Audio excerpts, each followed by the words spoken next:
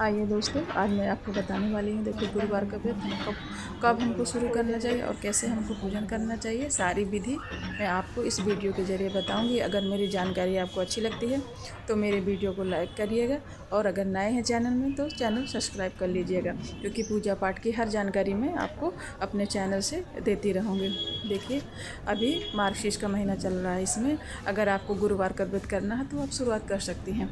मार्गशीर्ष का महीना भी है। देखिए, 27 तारीख से जब गुरुवार पड़ेगा, और लास्ट में आपको पूर्णिमा को पड़ रहा है 5 तारीख को। जिस दिन आपकी उठाना चाहें आप उठा सकते हैं। मार्गशीर्ष का महीना में आप उद्यापन भी कर सकते हैं, और आप विष्णु भगवान के यानी बृहस्पति भगवान के गुरुवार का भी व्रत कर सकते हैं। देखिए, इसमें माता महालक्ष्मी का व्रत किया जाता है, लेकिन वो अलग है थोड़ा, और ये भगवान विष्णु के लिए, बृहस्पति भगवान के लिए समर्पित है।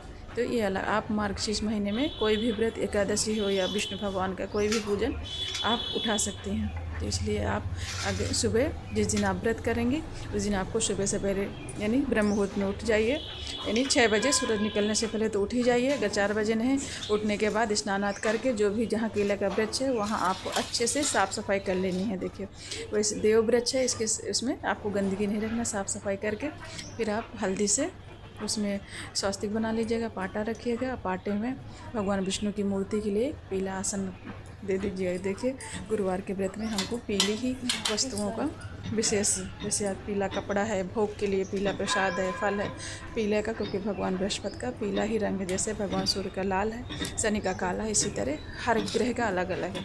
तो बृहस्पति ग्रह का पीला है, तो आपको जब भी पूजा के लिए पीली कपड़ा ही पहनना है, पीले वस्त्र धारण करें, और जो भी भोग प्रसाद लगेगा आप पीला ही, और जो भी हमको दान देना रहेगा उद्यापन में पीला रंग का होगा। देखिए, इसका व्रत आप जो भी जितना व्रत करना चाहेंगे वो आप संकल्प पहले ले लीजिएगा कि आपको 16 गुरुवार का व्रत करना है कि 1 साल का करना है व्रत।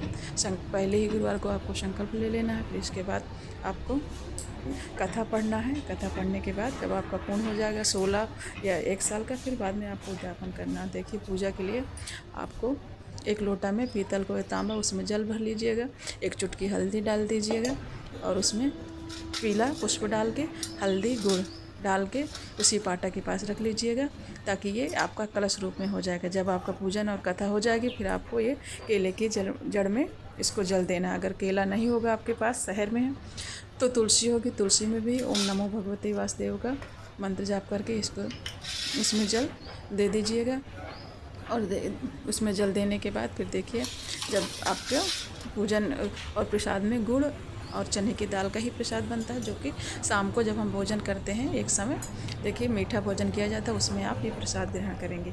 दिन में आप फल खाएंगे, और इसमें जो गुरुवार का व्रत करते हैं, देखिए केले का फल नहीं खाया जाता है, क्योंकि केले का पूजन होता है। आपको देखिए, आप किसी भी इच्छा के लिए रह सकती हैं, जो भी आपकी मनोकामना पूर्ण हो, जैसे कि किसी के संतान प्राप्ति के लिए, जो कन्या के विवाह के लिए भी, जिसका यानी विवाह लेट हो रहा है, तो उसके लिए भी आप व्रत कर सकते हैं। अपने घर में धन धान की बढ़ोतरी के लिए ये व्रत कर सकते हैं।